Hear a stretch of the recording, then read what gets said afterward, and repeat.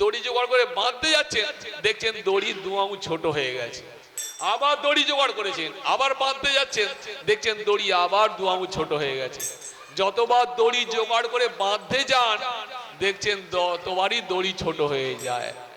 দড়ি জোগাড় করতে করতে মা যশোদা ঘেমে গেছেন। বালক কৃষ্ণ দেখলে মায়ের তো বড় কষ্ট হচ্ছে, তখন তিনি তার বাঁধনে ধরা দিলেন। তাই তিনি যদি ধরা না দেন, তাকে কি আমরা ধরতে পারি গো? মাতা মনোমানী দেবী কঞ্চি দাঁড়া করেছেন, আর বালক দৌড়াচ্ছে। ঠাকুরের বাড়ি কোথায়? পদ্মা নদীর ধারে। পদ্মা বিরাট বালি চড়া। দুপুরে রোদ টাটা করছে,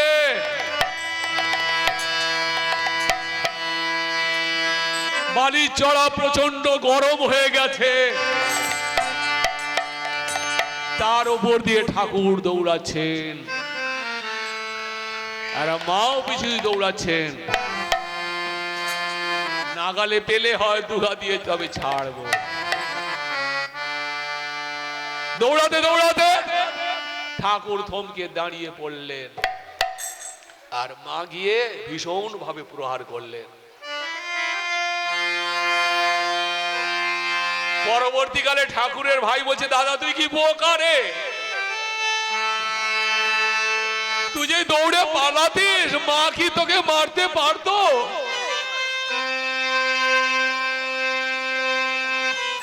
শ্রী অনুকূল চন্দ্র বলছেন, আরে ভাই আমি বোকা নই, মা মেরেছে আমার এতটুকু লাগেনি, কিন্তু যখন মনে হলো পদ্মার বালির চড়া গরম হয়ে গেছে, তার উপর দিয়ে মা দৌড়াচ্ছেন, মায়ের কত কষ্ট হচ্ছে, তাই মা মেরেছে, সে কষ্ট আমি সহ্য করতে পারবো, মায়ের কষ্ট আমি কখনো সহ্য করতে পারবো না রে ভাই। এমনি ছিল তার মাতৃভক্তি। মাকে তিনি নিজ সত্তার মধ্যে ভালোবাসতেন। মা যদি বলতেন লাল ফুলটা সাদা ফুল, বালক অনুকূল চন্দ্র তাই দেখতেন। মা যখন বলেছেন, মায়ের কথা কখনো মিথ্যা হতে পারে না। একদিন স্কুলে অঙ্কের পরীক্ষা, পাড়া ছেলেদের সঙ্গে খেলা করতে করতে অনেকটা দেরি হয়ে গেছে, হঠাৎ মনে পড়েছে স্কুল যেতে হবে, বাড়িতে এসেছে স্কুল যাবার জন্য। মা বলছেন, এত দেরি করে স্কুলে যাচ্ছিস, একটাও অঙ্ক কষতে পারবি না। স্কুলে গিয়ে দেখছে না, তো অত দেরি তো হয়নি, ক্লাসের মধ্যে প্রবেশ করেছেন, বেঞ্চিতে বসেছেন। মাস্টার মশাই ওই প্রশ্নপত্র হাতে দিয়েছেন, বেঞ্চিতে বসে বসে প্রশ্নটা হাতে নিয়ে কাঁদছে। মাস্টার মশাই বলছে, অনুকূল কাঁদছো কেন? অঙ্ক কি খুব কঠিন হয়েছে, তুমি কি একটাও পারবে না? বলে, না মাস্টার মশাই, কঠিন হয়নি অঙ্কের প্রশ্ন, আমি সবগুলি পারি। তাহলে করছো না কেন? মা যে বলেছে তুই অঙ্ক করতে পারবি না, আমি যদি অঙ্ক পরীক্ষা দিই তাহলে মা আমার মিথ্যাবাদিনী হয়ে যাবে। মায়ের কথা সত্য হোক, শূন্য খাতা জমা দিয়ে বাড়ি চলে এলেন। এমনি ছিল তার মাতৃভক্তি। আমরা হলে কি করতাম?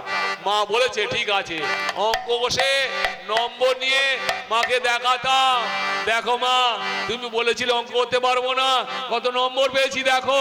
তার মধ্যে তা নয়, মা যখন বলেছেন মায়ের কথা মিথ্যা হতে দেব না। তিনি যে পুরুষোত্তম, তিনি ভগবান, তিনি নারায়ণ, তার জীবন অঙ্কের পরীক্ষায় কি আর পরীক্ষা দেয় কি আর নম্বর পাওয়াই কি, তিনি আদর্শ স্থাপন করে যান। সে আদর্শ তিনি রেখে গেছেন।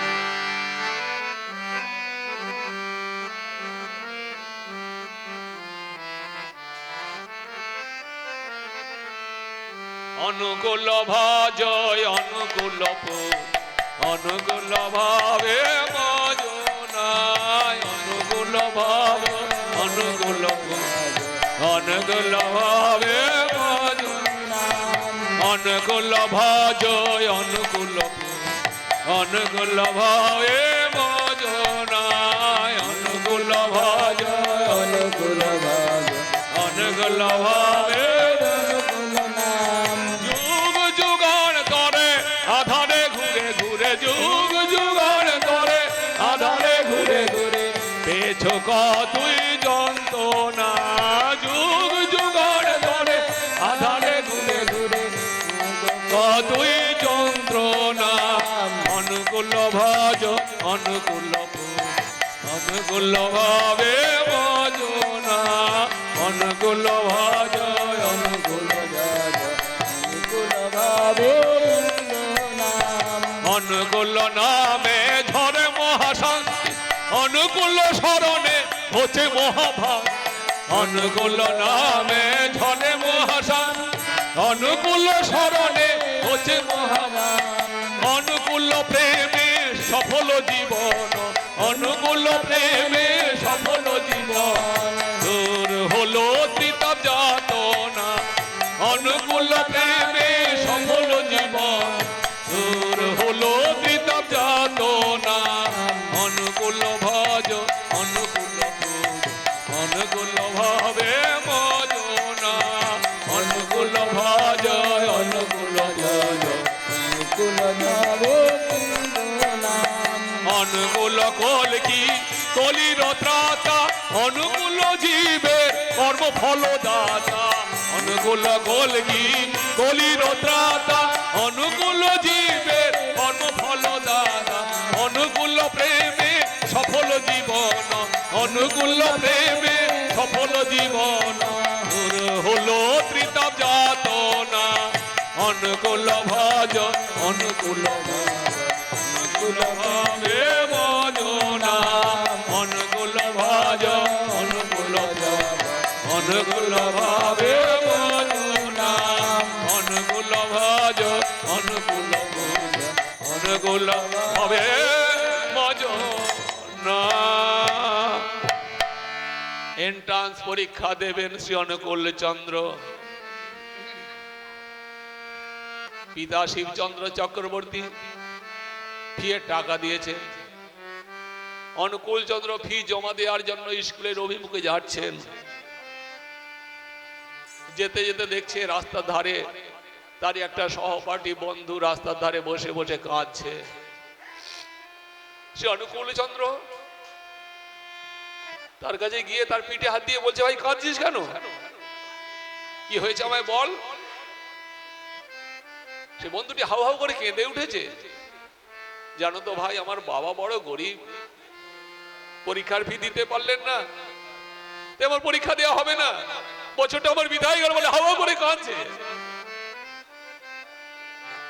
ওই কথা তখন বলিসনি কেন এই নে আপন অফিসের টাকা পকেটে ছিল বাবা দিয়েছে আপন অফিসের টাকা বাহির করি দিলেন তাহার হাতে সানন্দে তুলিয়া আপন অফিসের টাকা বাহির করিয়া দিলেন তাহার হাতে সানন্দে তুলিয়া যা ফিস দাখিল করে আয় দেরি করিস না রে ভাই ফিস দাখিল করে আয় দেরি করিস না রে ভাই ফিস দাখিল করে আয় এ বন্ধুটি ফ্যাল ফ্যাল করে তাকিয়ে আছে এই বিপদের সময় এমন সাহায্য পাবে ভাবতে পারেনি তার সঙ্গে তত বন্ধু তো ছিল না